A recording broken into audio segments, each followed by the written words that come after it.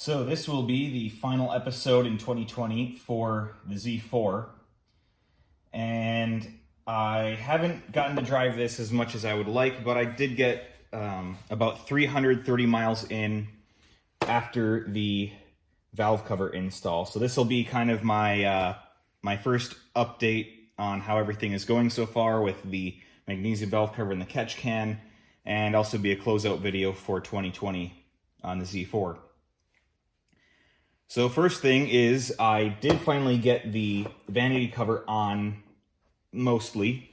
You might be able to see that it's a little bit too high in the back for the oil fill cap. So this does not want to unscrew and open up properly. And that's because of this wiring harness right here.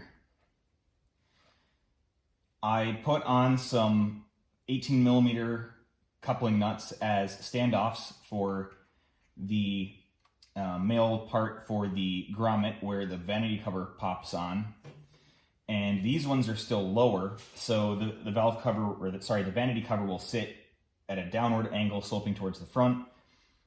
But this is the only way that I can get the vanity cover above this harness. And the downside, or the side effect of that, is it doesn't want to clear the oil fill cap. So I'll show you some B-roll. If not, I've already been showing it, so you can see what I'm talking about back here. It's a temporary fix, but there are some other fitment problems.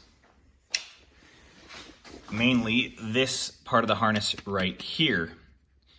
You might be able to see that this sticks up further than everything else, and that is because there is an aluminum boss right underneath here, right there. So this will not sit down flat, and that causes interference on this corner of the vanity cover, which also makes it not want to sit flat. I still sort of plan to disassemble this whole plastic piece, and I also want to, where this rides, I want to file away the aluminum lip here. Why this is here from the factory, I don't know. It could be for style, it could be for rigidity, it could be to make sure that the die casting comes out more accurately. I'm really not sure why it's there. It could be there to mitigate oil, but I don't think it's necessary for what I'm doing, so I will be removing the... this is next season, by the way. I'm not doing this season. I'll be disassembling all this. I'll file away everything that goes underneath here, and hopefully that will help this sit a little more flat. It's not going to make a huge difference, but it'll be something, and then I can try and make a more long-term solution for these. So the valve cover has actually been perfect. I have had no issues. I've had no oil leaks. Everything is still bone dry. I've had no vacuum leaks. I've had no rattles or any anomalies. It's been flawless over the 330 miles that I've been driving this. Could it fail in the next mile? Could it fail in the next 100 miles? Possibly. But so far, it looks really good, if not perfect. I've had no running issues due to the new PCV and catch can system. Nothing's popped off. Everything has stayed very secure. So now I'm going to show you what lies within that catch can to show you why catch cans are important. Are you ready? Look at all that nasty gunk. This is the Burger Motorsports catch can, by the way. Made in California, and I just poured out a whole bunch of the liquid by trying to tip it over. Gross. I wish you could smell this, because it is rancid. It smells like a mixture of rotten oil, gasoline, and exhaust, which is exactly what I would expect this to smell like, because this is all the condensed vapors from the crankcase, which is full of oil, exhaust, and gasoline. I was going to pour this out to show you how much I got, but I think I just poured out half of it down into the engine. So I'll be right back and pour this into a clear container. Okay, quick interruption here and a rather irritating apology. When I took out the catch can and was going to pour it into a small plastic container so you could see what came out of the bottom of the catch can, I, for whatever reason, did not hit the record button, and then hit the record button when I didn't mean to record, and then hit it again, thinking that I was starting and stopping at the wrong. So basically, I started and stopped at the inverted points of when I wanted to be filming. And I'll show you all I captured of this, the scene I tried to capture right here. Yep, and that was it. That's all I got. So all you really missed in that section is me explaining, again, how terribly bad that stuff smells. But also that after 330 miles of driving, there really wasn't a whole lot of accumulation of fluid in the catch can, and that I would probably go every 500 miles between dumping it out. And I think you could probably go a full oil change without having to empty it, but I wouldn't let it fill up that far.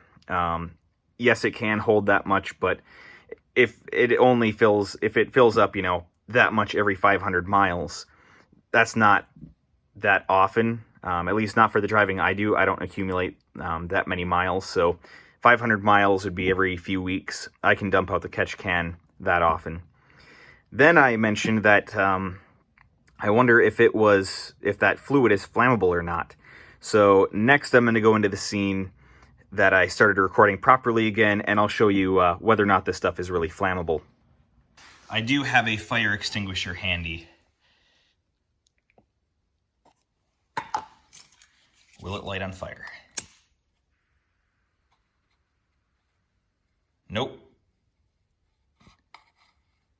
It does not. That's good, I guess. But also, if it's not lighting on fire here, will it light on fire in the engine? Or will it just coat the engine in carbony gunk? I think it's just going to coat the engine. So you definitely don't want this going into your intake system, which is why we have a catch can. Got this cleaned out now, and it's ready to reinstall. You might ask yourself, if the fluid that's in here smells like gasoline and oil, but it isn't flammable, then what is it? And it's mostly just water. In fact, it's almost entirely water.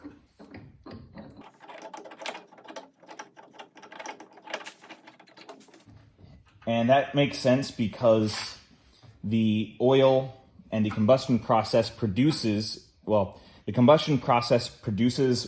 as a byproduct of the combustion reaction, and a lot of that will end up in the oil, and there just ends up being moisture in the crankcase anyway, and when the engine gets hot, that will boil off.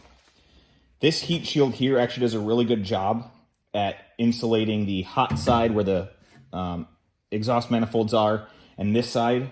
So even on a warmer day and running this thing really hot and really hard for a few hours, this catch can, even though it's aluminum, it stays very, very cold, relatively speaking. I can, even after running the engine really hard for 20 minutes, pulling over, lifting the hood, putting my hand straight on this, it's warm, but it's not uncomfortable. I could hold my hand on it indefinitely. And so that's actually a really good thing, because if this stays cold, it will help all of that, all the water vapor and any other vapors coming out of the crankcase to condense in here and not remain a vapor and then get sucked into the engine. So I'm really happy with how this has turned out. Again, I've had no leaks, no running issues so far. If you look underneath the oil fill cap here, you can see there is no moisture deposits on top of this. The oil has stayed very clean. However, I will be changing this oil very, very early in the oil change cycle. I'll probably only end up putting 1,000 miles on this oil, and that's because I couldn't perfectly clean the inside of this magnesium valve cover, and this came from an engine that I believe did not get regular oil changes because it was full of a lot of sludge that I couldn't really scrape off easily, even with acetone. So the detergents in this oil are going to become saturated much more quickly than if this was super clean, like the plastic valve cover that I took off of this.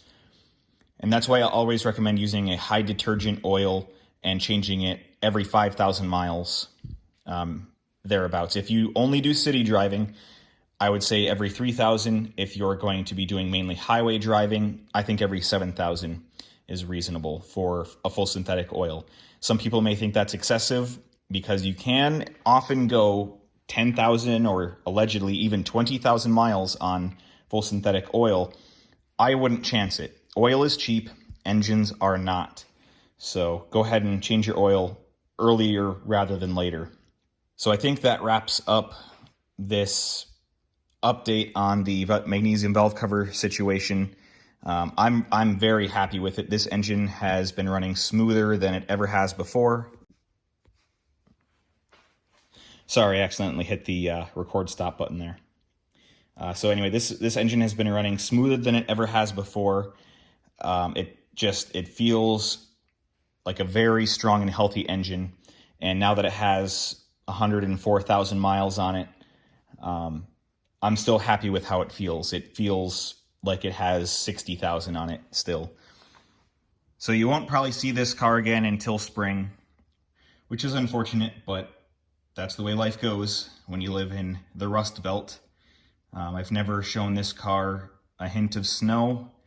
Well, I take that back. I've driven this car in snow a couple times, but never in salt. I always drove this thing before the salt goes on the roads around here. So this thing is completely rust-free, which is really awesome. I hate rust.